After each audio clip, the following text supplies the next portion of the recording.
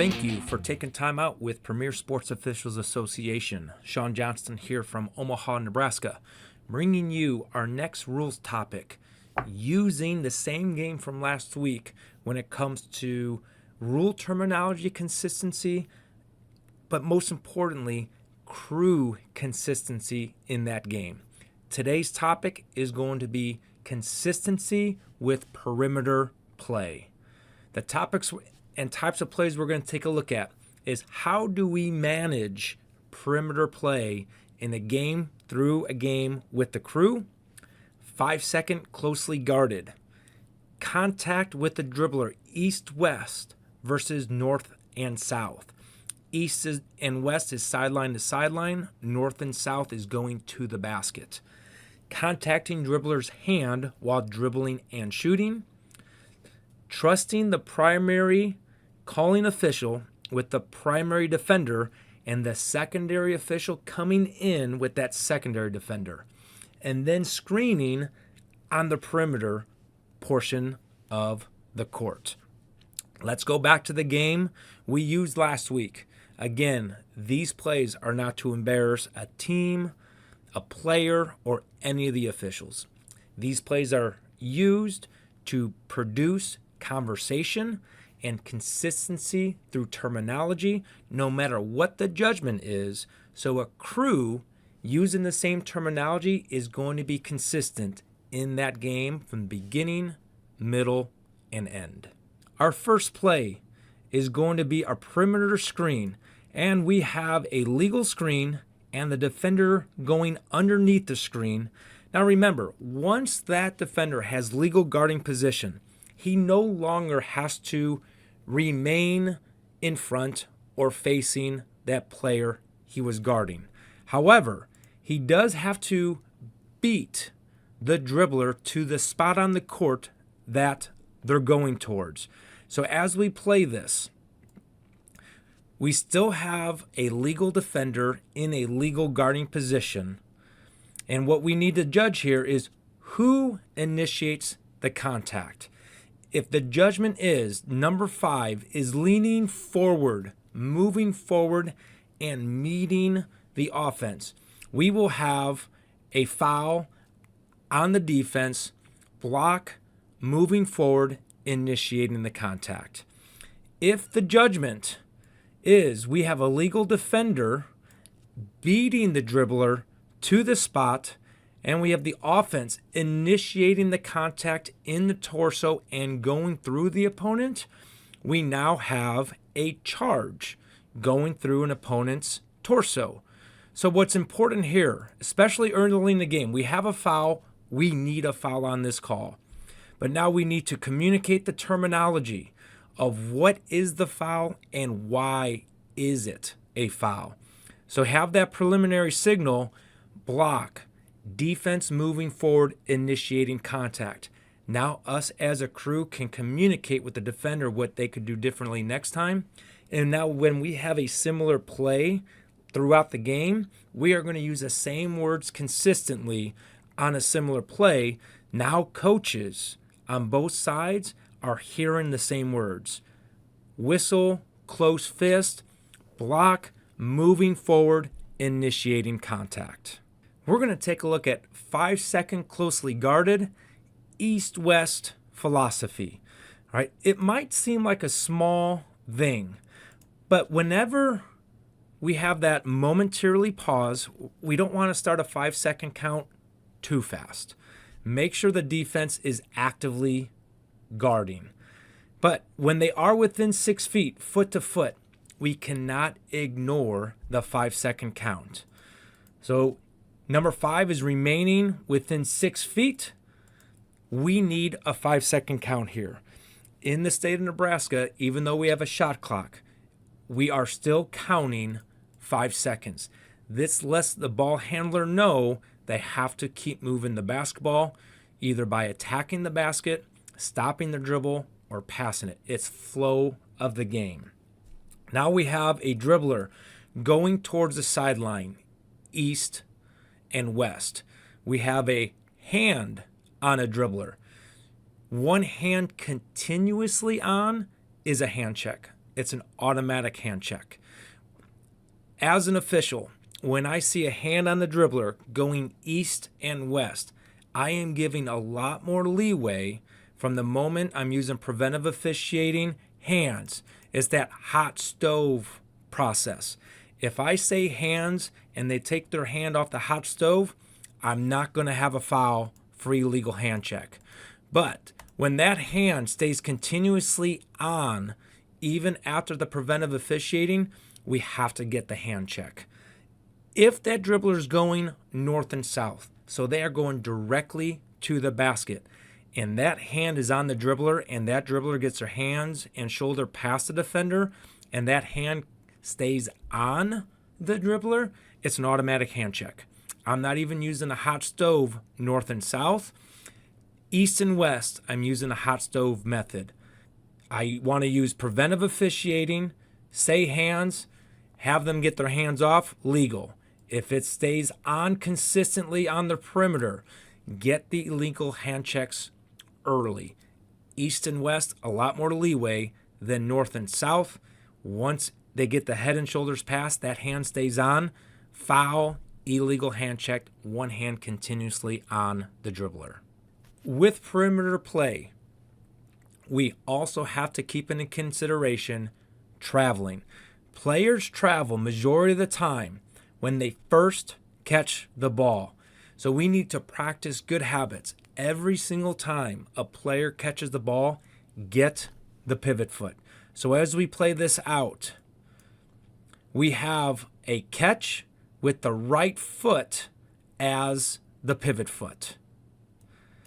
As we play this out, the right foot is lifted, then landed prior to the start of the dribble, pass, or shot. Therefore, we now have a correctly called travel. Perimeter play, officials get that pivot foot right after they catch the ball or the dribble is completely ended. Keep your eye on that pivot foot for about a half second, because if they do travel, it is going to be in the first half second that travel happens. Good job on perimeter play getting that pivot foot. This next perimeter play is going to be talking about when a play starts in official's area. That official, you remain the primary calling official because you see the beginning, middle, and end. And then we'll talk about rotating along the baseline, lead official, where your eyes should be. And then we'll talk about the philosophy of calling a foul that is not your primary calling area. So right now, this play is starting in the center's primary coverage area. This is the primary covering defender. That is going to be the center officials the whole entire way. We encourage officials, if your eyes take you across the court, yes, rotate, flex, get to the other side of the court. But as you're doing that, realize your eyes still need to be in your primary coverage area, because you are going to be responsible for all the secondary defenders.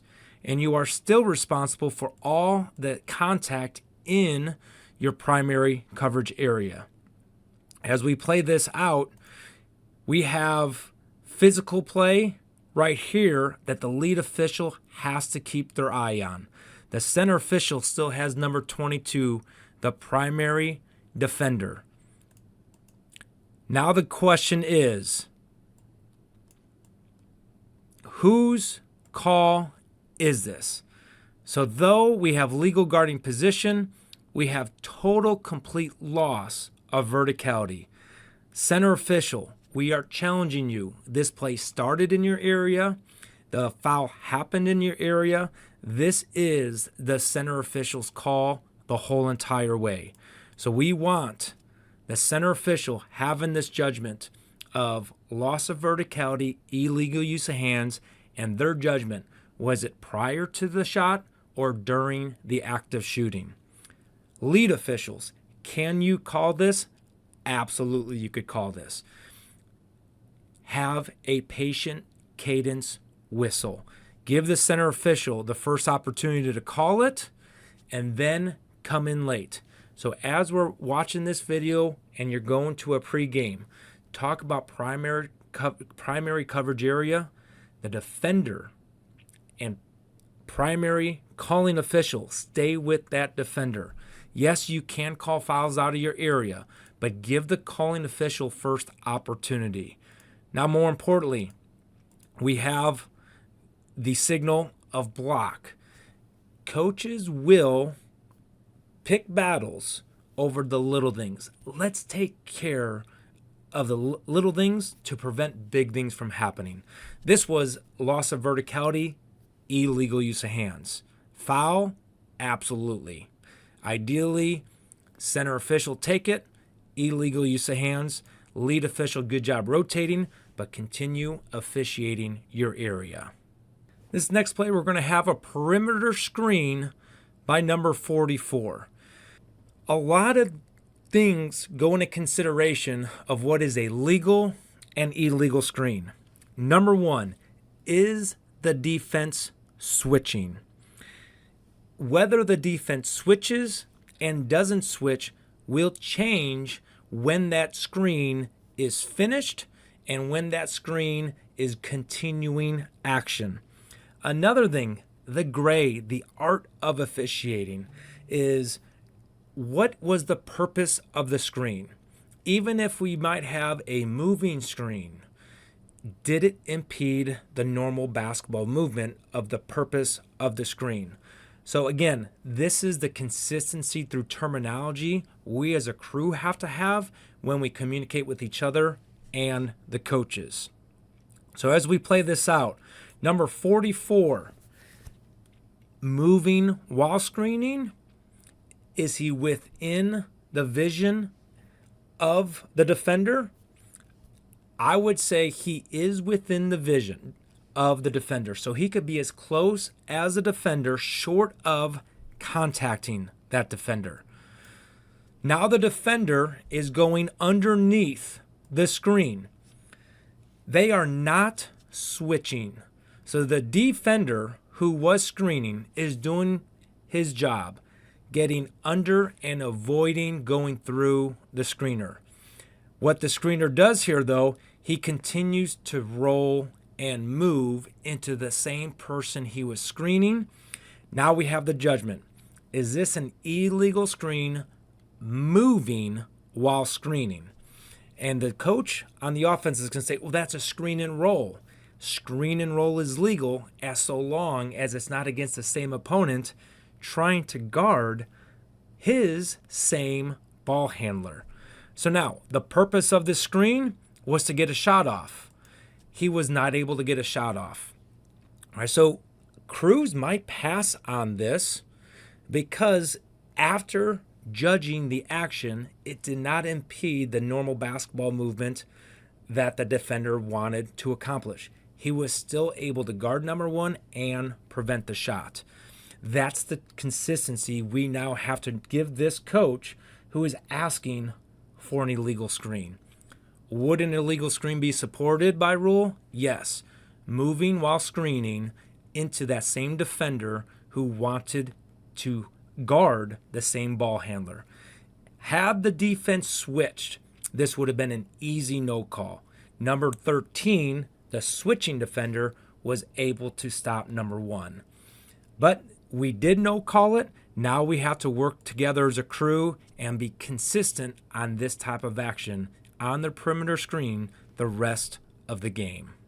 Thank you once again for taking time out to watch this training tape on perimeter game management.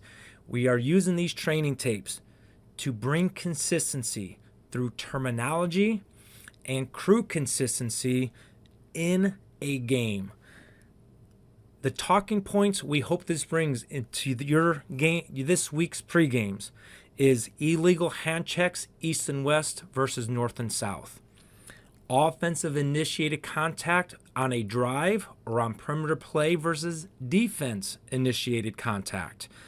And then screening on the perimeter. All right? Within the vision, outside the vision. moving while screening, or did the defense switch? Having an understanding of what your partners called or didn't call, and after you do make a call, giving your partners and then the coaches the information of what the foul is and why will bring crew and game consistency on perimeter management. Until next training tape, officials, remember, you're only as good as your last call.